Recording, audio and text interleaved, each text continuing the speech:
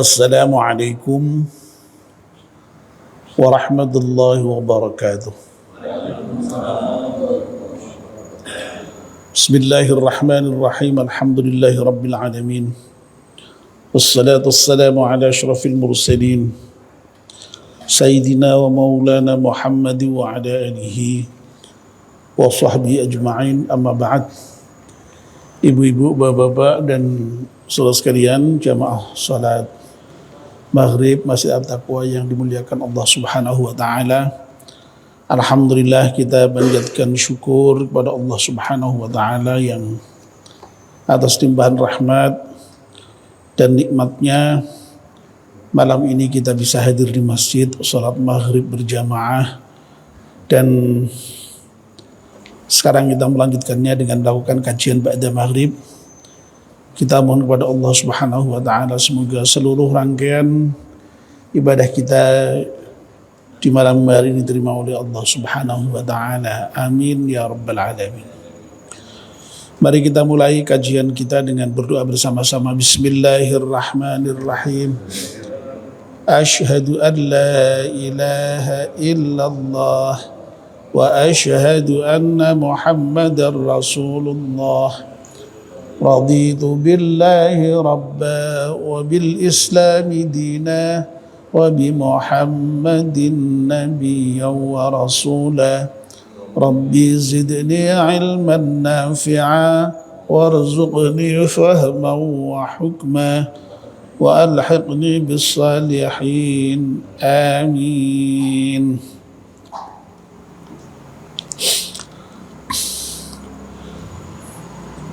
Bapak dan ibu-ibu, kita masih meneruskan kajian kita Kitab Nasaihul Ibad, dan kita sudah membahas bab Thulathi, maqalah yang ke-23. Kita sudah membicarakan sampai dengan poin yang kedua, dan malam ini kita akan meneruskan dengan membicarakan poin yang ketiga atau yang terakhir. Namun sebelumnya mari kita membaca surat Al-Fatihah sekali untuk pengarang kitab Nasaihul Ibad. Semoga kitab yang kita baca ini bermanfaat untuk kita semuanya. Ala diniyah Al-Fatihah. A'udzu billahi minasyaitonir rajim. Bismillahirrahmanirrahim. Alhamdulillahi rabbil alamin. Arrahmanir rahim. Maliki yaumiddin. إياك نعبد وإياك نستعين اهدنا الصراط المستقيم صراط الذين أنعمت عليهم غير المغضوب عليهم ولا الضالين آمين. Bapak dan ibu-ibu, sebagaimana yang sudah kita kaji dalam dua pertemuan terakhir sebelum ini, bahwa makalah yang ke-23 ini merupakan pangandikan dari Hatim Al-Asam, Hatim yang tuli, ya. Sebenarnya sih tidak tuli beliaunya, tapi diberi julukan Al-Asam, yang tuli. Nah, Hatim ini ngendika begini, ya.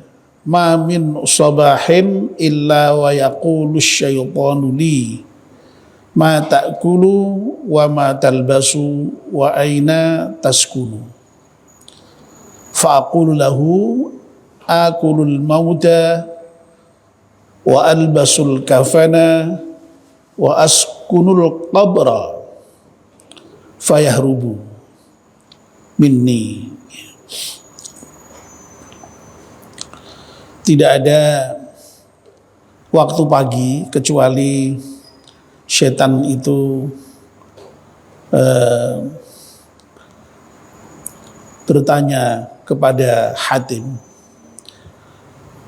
ma ta'kulu, apa yang akan kamu makan, apa yang kamu pakai, yang akan kamu pakai, wa ma talbasu, Wa aina taskunu, dan apa yang akan kamu tinggali. Fa aqulu lahu, maka aku jawab kepadanya, akulul mauta, aku akan makan kematian, wa albasul kafana, aku akan makan aku akan memakai kafan, wa askunul qabro, dan aku akan menempati atau tinggal di kuburan. Nah, yang dua pertama ya, yang jawaban terhadap apa yang akan dimakan dan apa yang akan dipakai itu sudah kita bahas pada pertemuan sebelumnya. Malam ini kita akan meneruskan jawaban yang ketiga dari 3 pertanyaan syaitan terhadap Hatim al-Asam, ya. Yakni wa askunul qabro.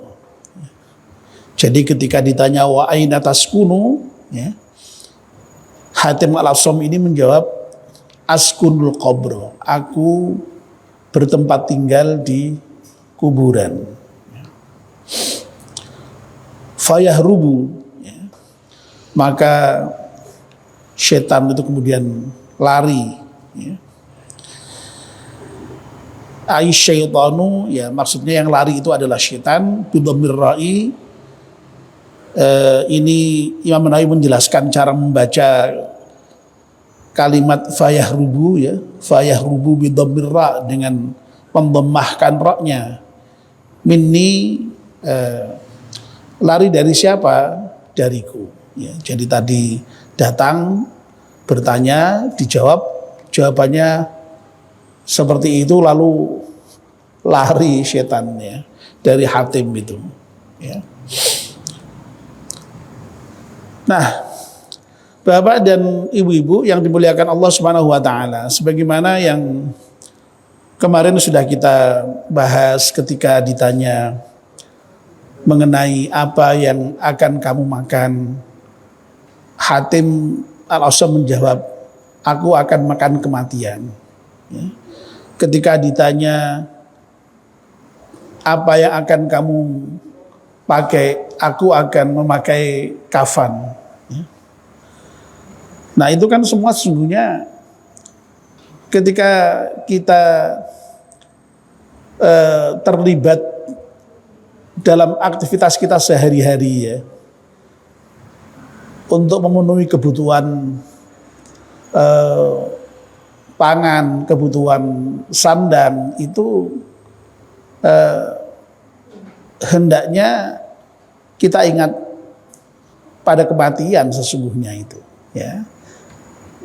Nah, dengan ingat pada kematian itulah lalu kemudian ketika kita memenuhi kebutuhan pangan, kebutuhan sandang, itu lalu betul-betul dalam kerangka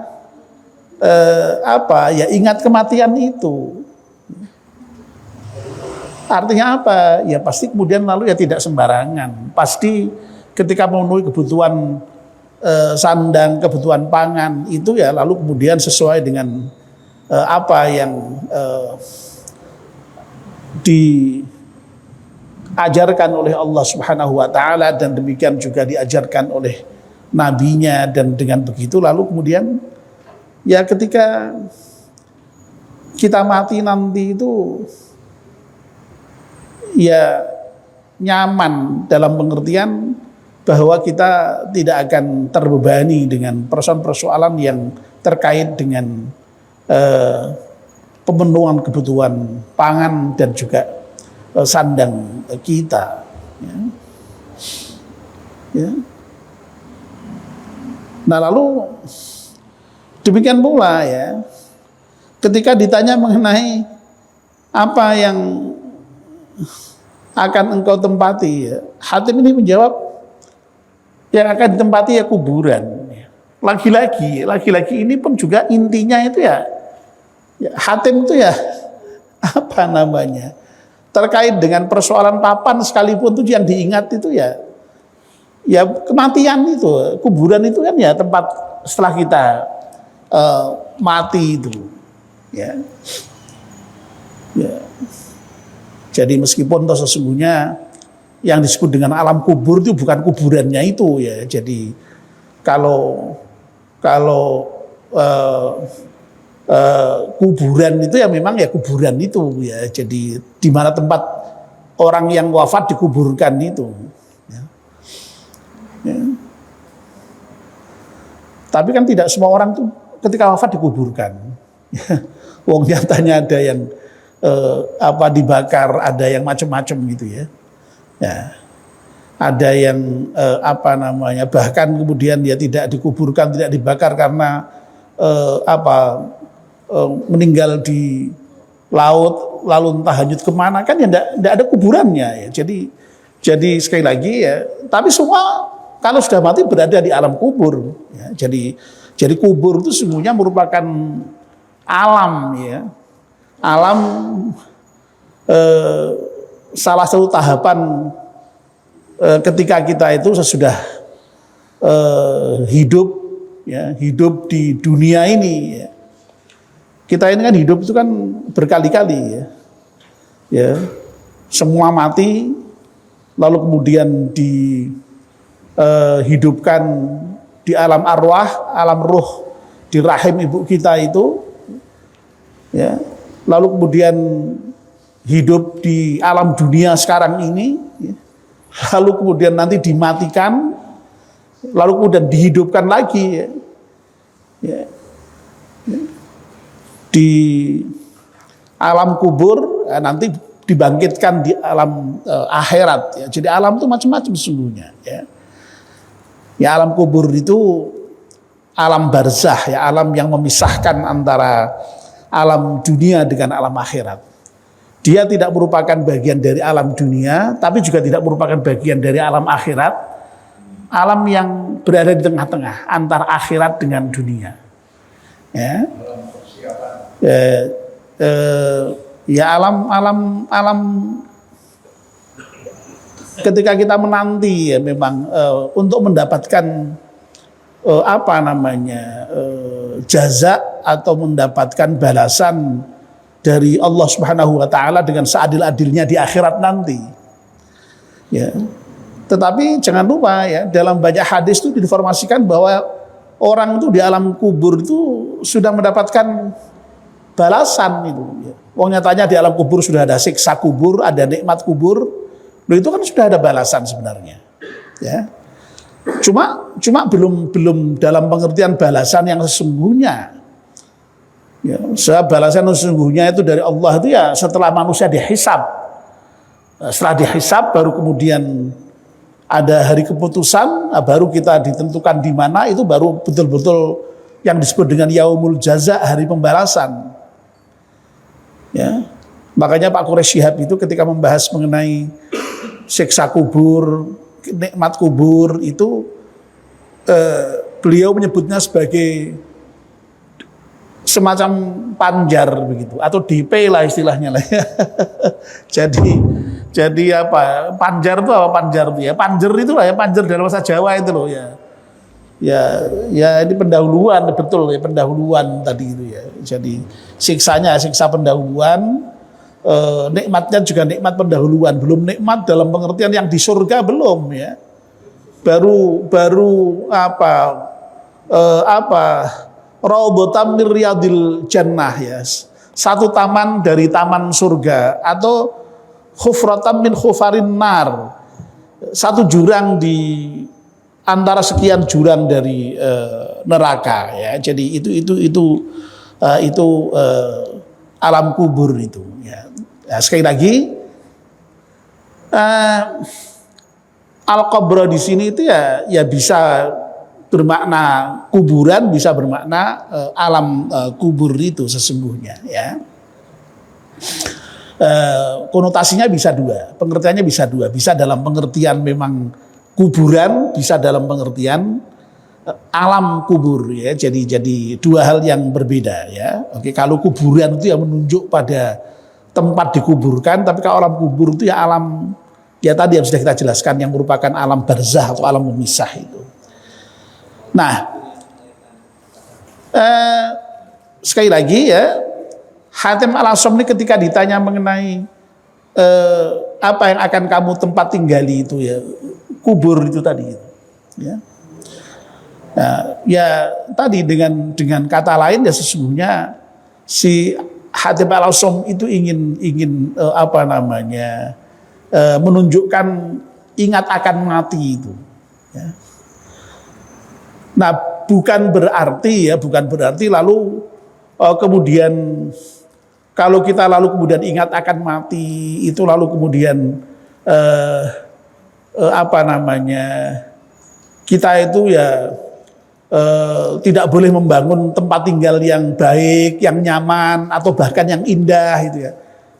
Boleh saja ya. Sebagaimana makan yang enak boleh, pakai pakaian yang bagus juga boleh, asal itu halal ya.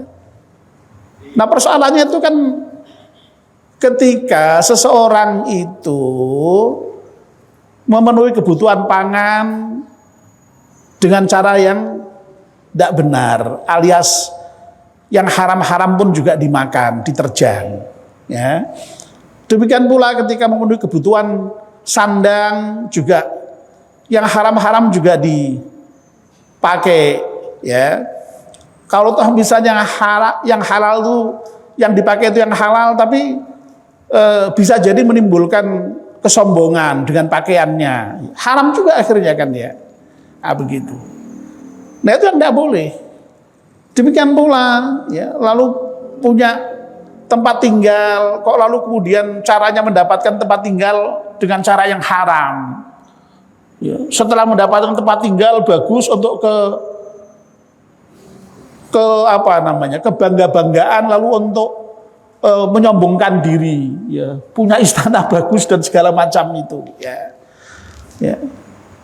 Nah kalau sudah begitu itu yang persoalan. Tapi selama dalam rangka untuk mendapatkan tempat tinggalnya itu halal, lalu kemudian tempat tinggal itu kemudian lalu ya dimanfaatkan untuk kepentingan-kepentingan yang terkait dengan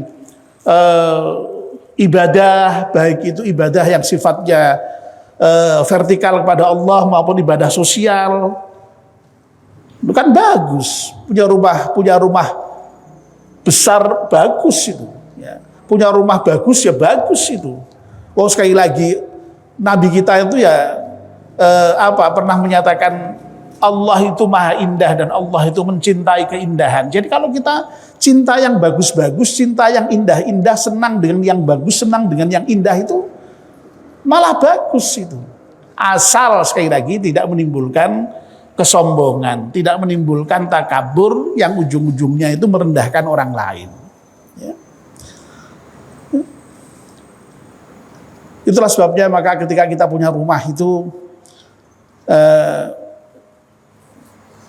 kita dituntunkan untuk berdoa Rabbi anzilni munzalam mubaraka wa anta khairul munzilin. Ya Allah tempatkanlah aku di tempat yang barokah. Sesungguhnya Engkau adalah zat yang maha terbaik di dalam menempatkan seseorang. Ya. Jadi tempatnya tempat tinggal. Ya. Meskipun ya bisa dimaknai tempat yang lain. Ya. Pokoknya intinya semua tempat itu kita mohonkan kepada Allah Subhanahu Wa Taala menjadi barokah. Termasuk tempat tinggal. Ya rumah yang kita tempat itu mudah-mudahan barokah. Jadi rumah yang barokah itu insya Allah ya akan membawa kebaikan kepada penghuninya. Ya. Penghuninya menjadi nyaman, menjadi tentram, menjadi sakinah. Ya. Kenapa yang namanya rumah itu sering juga disebut dengan maskan? Maskan itu tempat tinggal. Nah sehingga orang yang mendapatkan sakinah, ya, sakinah itu ketentraman karena orang itu kalau sudah punya tempat tinggal itu tentram itu. Ya. Bayangkan kalau orang tidak punya rumah, tidak punya tempat tinggal itu gelisah loh ya. Ya. Masya Allah itu diriwangi sampai Kalau betul-betul tidak punya itu sampai direwangi nebeng di bawah jembatan, di kayak apa itu ya. Jadi kebutuhan papang itu sekali kebutuhan primer ya. Tapi sayangnya dalam hal memenuhi kebutuhan itu tadi itu orang seringkali sampai kemudian direwangi dengan cara yang salah tadi itu. Ya. Nah makanya Hatim mengajarkannya aku tempat tinggalnya adalah kuburan, selesai itu wes. Ya. Ya, setan lari itu denger itu. Ya begitu ya. Ora iso digodho soal wesannya kalau sudah begitu ya.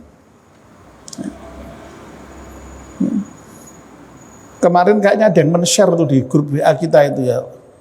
Ada seorang kakek yang tidur di bedeng di tengah hutan apa di mana itu ya kemarin tuh ya. Ya orang tua itu orang sudah tua itu tidak punya anak, tidak punya apa itu ya Allah, betapa terlantar sekali orang yang tidak punya tempat tinggal itu. Ya. Dan banyak kasus kita kan mendengar itu kan betapa orang yang kemudian tidak punya tempat tinggal itu betapa susahnya itu. Makanya jadi maskan itu tempat tinggal itu ada kaitannya dengan sakinah. Ya. Orang yang punya tempat tinggal itu ya insya Allah akan tentram, ya. Akan tenang hidupnya, ya. Merasa nyaman, merasa aman, ya. Itu insya Allah kalau tempat tinggal itu barokah tadi itu, makanya kita dituntunkan untuk berdoa itu. Rabbi anzilni munzalam mubaraka wa anta khairul munzilin. Ya tempat itu ya tidak hanya rumah ya, tempat apa saja, tempat bekerja, tempat beraktivitas, tempat ya apapun ya, itu insya Allah akan membawa berkah ya. Kalau kita mohonkan Allah untuk diberkahi itu ya. Oleh karena itu ya tolong itu amalkan doa itu ya. Rabbi anzilni munzalam mubaraka wa anta khairul munzilin itu. Ya. Lalu kemudian misalnya terkait dengan tempat tinggal itu ya kita diajarkan sampai misalnya nawiru manazilakum bisalah wa qiraatil Quran ya. Ya jadi terangi itu atau sinari itu rumahmu itu dengan sholat dan juga dengan membaca Al-Quran ya. Ya sholat di sini kemudian lalu ya banyak yang memaknai sebagai sholat sunnah ya, sebab memang sholat yang wajib itu yang terbaik dilakukan di masjid ya. Jadi untuk sholat sunnah silakan ya, sholat di rumah ya, dalam rangka supaya rumah kita itu juga menjadi tersinari, tercahayai ya. Ya, jadi rumah itu seterang apapun, semegah apapun, kalau di dalamnya tidak pernah digunakan untuk sholat dan untuk membaca Quran ya gelap berarti. Karena cahayanya rumah itu ya dengan pembacaan Al-Quran dan sholat itu ya. Makanya saya kira bagus sekali itu tradisi kita ya, pengajian di rumah-rumah secara bergiliran ya. Itu dalam rangka supaya rumah itu menjadi berkah itu ya. Rumah kita dijadikan tempat untuk berzikir, untuk ngaji. Ya pasti kalau sudah dijadikan tempat berzikir untuk ngaji ya kita pasti jamulah yang datang itu, masa orang datang lalu kita biarkan ya tidak mungkin ya. Sak punya-punyanya kita ya mesti ditokke ya. Ya memang itu bagian dari cara untuk menjadikan tempat tinggal kita tuh berkah. Jadi rumah itu lalu bermanfaat, baik itu tadi untuk kepentingan ibadah, untuk kepentingan sosial itu. Ya. Sekali-kali untuk ketempatan pertemuan RT itu bagus itu. Untuk bagus. Sekali-kali ngundang teman-teman untuk makan-makan di rumah kita, mengundang saudara untuk makan-makan di rumah kita, loh itu berkah tuh. Ya. Berkah itu ya. Masya Allah itu ya. Jadi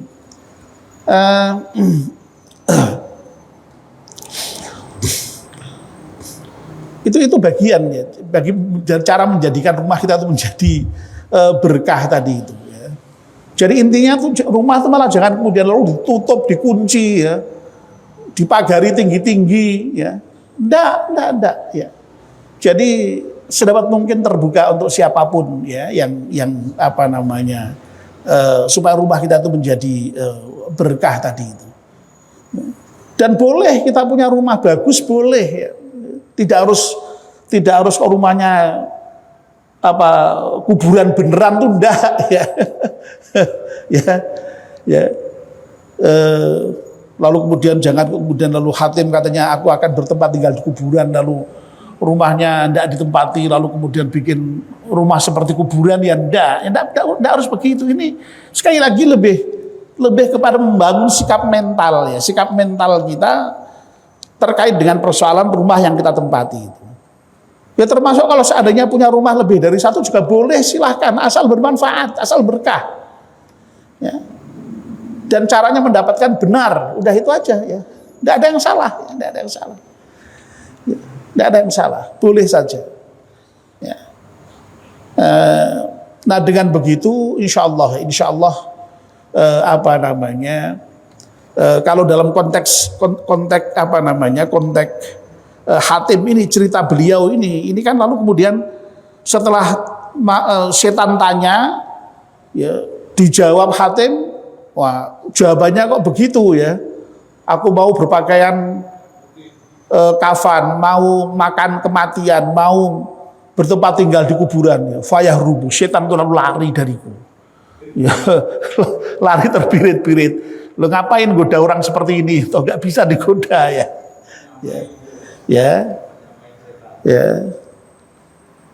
Artinya setan sudah nggak bisa goda lagi orang yang insya Allah takut kematian seperti itu ya. Nah ini salah satu kiat ya yang diberikan Hatim ketika kita itu menghadapi godaan setan. Jadi kalau menghadapi godaan setan itu diantaranya ingat mati itu. Ya begitu. Nah tapi sungguhnya ya kalau terkait dengan godaan setan itu kan memang ya resep secara umumnya ya pokoknya kalau ada setan menggoda itu ya fasta'idz billah ya, berlindunglah kepada Allah Subhanahu wa taala. Ya, jadi wa imma yanzaghannaka syaitanu nazghun fasta'idz billah. Jadi kalau ada setan kok mengganggu saudara ya dengan gangguan tertentu, godaan-godaan tertentu. Nah ngertinya apa kalau godaan itu? Ya pokoknya kalau ada di dalam hati kita itu ajakan-ajakan untuk berbuat yang tidak baik, sudah itu masih setan. Dan kalau sudah ada godaan seperti itu segera fasta'il billah, segera mohon perlindungan dari Allah Subhanahu wa taala. Ya, dengan membaca ta'awudz itu. Ya, zikir kan, jadi zikir itu kan bisa zikir kepada Allah, bisa zikir kematian tadi itu. Nah orang kalau misalnya mau berbuat jahat kok ingat mati, kira-kira mau berjahat enggak? Ya insya Allah enggak lah. Sama dengan kita ingat Allah ya enggak akan itu. Makanya ingat kepada Allah dan ingat kepada mati itu memang diperintahkan oleh Allah dan Rasulnya untuk supaya mengingat Allah ya banyak-banyak, mengingat mati ya banyak-banyak memang. Ya. Nah itu. Ya. Dan sesungguhnya setan itu lemah sesungguhnya ya. Dalam Al-Quran diinformasikan juga inna kaidash syaitani kana dha'ifa. Sesungguhnya tipu daya setan itu lemah. Oh, lemahnya gimana? Nyatanya kalau dibacakan ta'awudz itu lari sebenarnya dia kok. Ketika ingat kematian aja juga lari sebenarnya kok. Nah persoalannya kenapa kok setan itu lalu kemudian seakan-akan kuat dan berhasil ya? Karena kita tidak punya pertahanan. Ya. Kita tidak membaca ta'awudz, tidak ingat mati ya. Ya, nah itu. Ya, jadi sebenarnya kuncinya itu ingat Allah, ta'awudz, ingat setan. Kalau ingat setan, ingat mati tadi itu. Insya Allah setan lari itu ya, setan lari. Ya. Tapi setan itu sekarang katanya ya itu lagi-lagi ya, di WA itu ya. Setan itu sekarang katanya sudah bingung ngadepi manusia kok. Ya. Karena malah manusia itu katanya lebih setan daripada setan sekarang ini katanya. Jadi ya sampai dia tobat dengan Allah minta ampun kapok jadi setan, katanya mau pensiun katanya ya. Pernah baca itu Pak ya, pernah ya itu ya. Lucu sekali itu memang ya. Memang iya, saya tuh selalu disalahkan. Ada orang berjudi katanya salah saya, orang berzina katanya salah.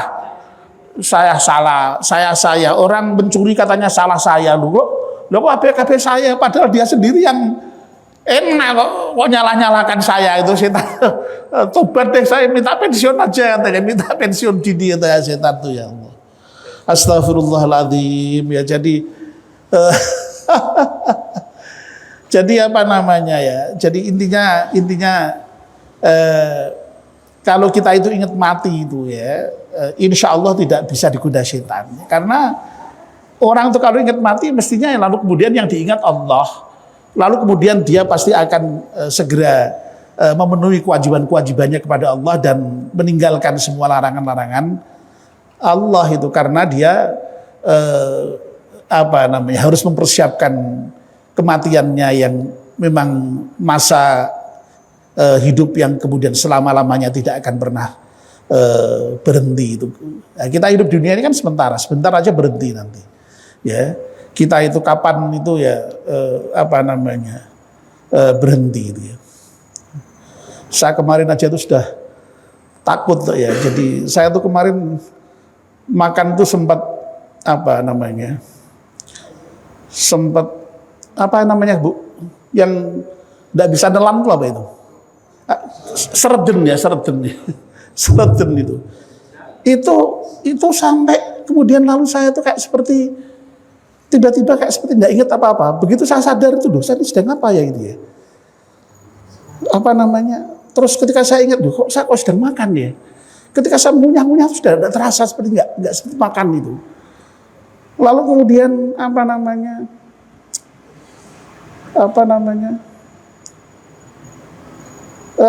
dan ngantuknya luar biasa, kayak seperti mau tidur gitu, nggak tahan. Gitu. Saya sudah konsul ke dokter ya, itu bisa jadi memang ada sumbatan ke otak atau apa, waduh ya Allah. Tapi saya bersyukur betul, Bu Eli ada, saya digedok-gedok katanya itu, dan Bu Eli sempat melihat saya katanya di meja makan itu.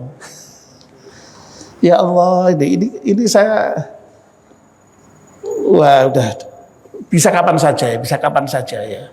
Ya bersyukur masih bisa melanjutkan makan saya. Ya Allah. Ya. Jadi makanya pernah cerita dulu tetangga saya di desa itu pernah itu ya, mati gara-gara tidak bisa menelan tuh ada memang, betul ada. Saya hampir mengalami saya. Ya Allah ya. Alhamdulillah ya, akhirnya kemudian tidak masalah ya, bisa melanjutkan makan kembali. Mudah-mudahan sehat ya, nyuwun doanya lah, mudah-mudahan sehat, bisa melanjutkan kajian kita di masjid. Amin ya rabbal alamin. Jadi saya kira sampai di sini Bapak dan Ibu-ibu, selesai sudah pembahasan kita makalah yang ke 23 ya, bab thulathi. Mudah-mudahan ini bisa menjadi pelajaran bagi kita semuanya. Amin ya rabbal alamin. Mari kita akhiri dengan berdoa bersama-sama. Bismillahirrahmanirrahim. Wal 'ashri innal insana lafi khusrin illa alladhina amanu wa 'amilus salihati wa tawassaw bil haqqi wa tawassaw bis sabr. Subhanakallahumma bihamdika asyhadu an la ilaha illa anta astaghfiruka wa atubu ilaik. Wassalamualaikum warahmatullahi wabarakatuh.